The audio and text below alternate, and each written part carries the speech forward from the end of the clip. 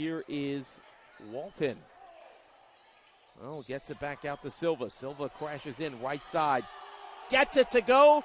He is the program's all-time leading scorer. He points to the bench and says, "That's me."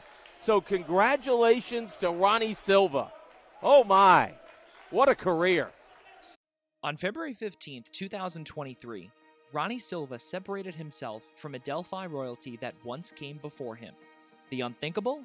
Basketball wasn't even the Brazilians' first sport growing up. If you're Brazilian, like, soccer is in your DNA, whether you like it or not. And still a huge fan of the game, love soccer. And I think even soccer helped me progress into being a basketball player. My transition as a kid, going from soccer to basketball, helped tremendously in my game. And I still love both sports, obviously, soccer before and, basketball now. It's hard to believe, but Silva was overlooked for a majority of the recruiting process out of high school. That was until Adelphi came calling. I remember that process, like with the AAU season and recruiting, and for me, it was kind of a difficult process for me because I had played my last AAU season out, and I didn't have a scholarship up until that point, and that's what I was really focusing on. I really wanted to go for having a scholarship to help my mother out and be able to use basketball as a way to get my education. And I remember after that summer, I didn't have any offers, and Adelphi was the one school that came. It's funny, the recruiting process wasn't even supposed to be the process because we had Connor McGinnis at the time, we had Tavon Ginyard at the time, and we were looking for a bigger guard, and we were in Ardsley in Westchester, and we were looking at all these taller combo guards and point guards.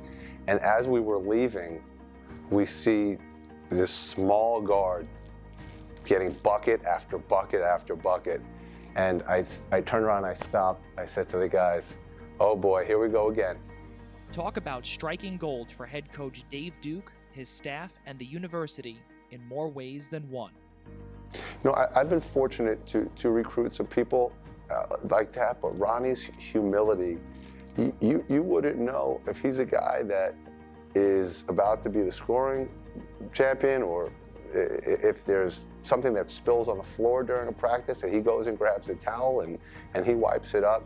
So it's really special, and it doesn't come around very often because he checks the ego at the door and he just says, "Whatever I have to do to roll up my sleeves to help."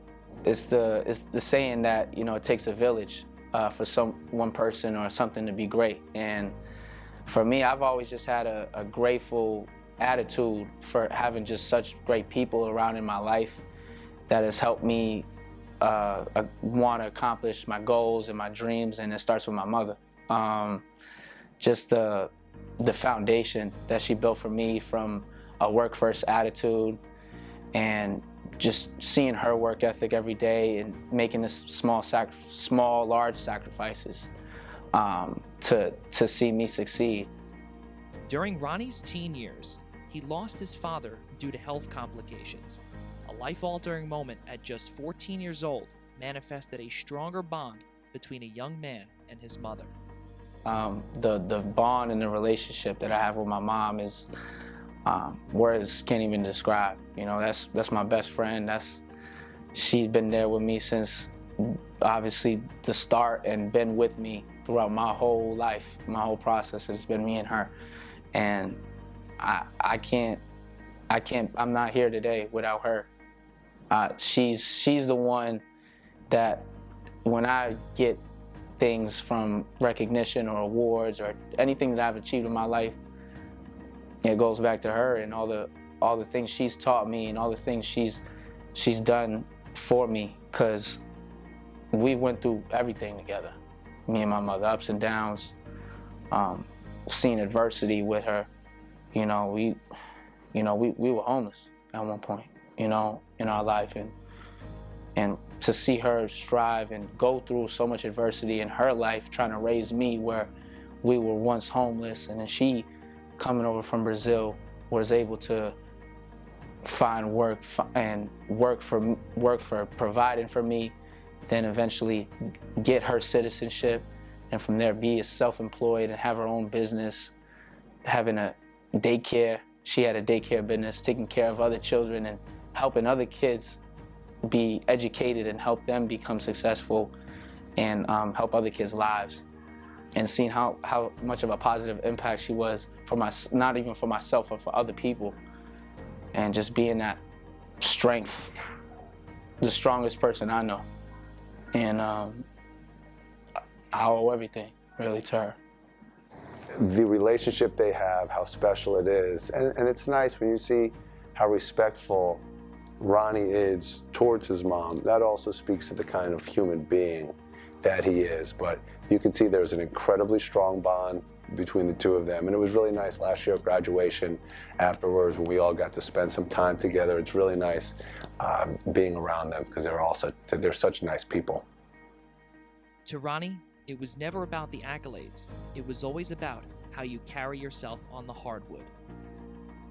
I remember my dad had a favorite saying for me is think like a superstar, but never walk like one. And I think I've used that motto in my life where I've been blessed and appreciative for the accomplishments and recognition or the awards that I've had in my life, but it wouldn't be for the people that would never happen if it wasn't for people like my mom or the people around me that helped me get to where I needed to go. So he's not about accolades.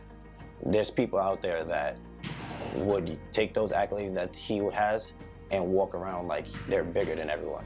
But every time you try to say, oh, Ron, you're 2,000 points away, or Ron, yo, you're about to break your school record, or Ron, yo, player of the week, rookie of the year. Like, he's just like, that's good. His mentality is wanting to win. Boy got hit by a shark. Yeah. Good. Let's go. Despite the doubts and hardships Ronnie heard and faced, overcoming adversity and silencing the doubters by action was always at the forefront of Ronnie's objective during his time here in Garden City. At Adelphi, he's shown other players who have gone through their own hardships the way. People think leadership is always the loudest person. Now, he is high energy in that regard, but really a leader is also somebody who's always on time, who shows the way, who knows the way and shows the way how to do it.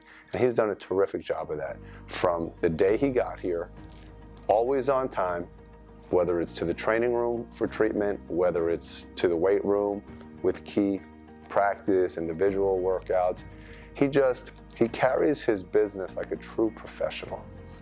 I think it is just having that chip on my shoulder, knowing all the ups and downs I had to go through to even just get to this point, right? I was that undersized guard that people looked over because he's too small.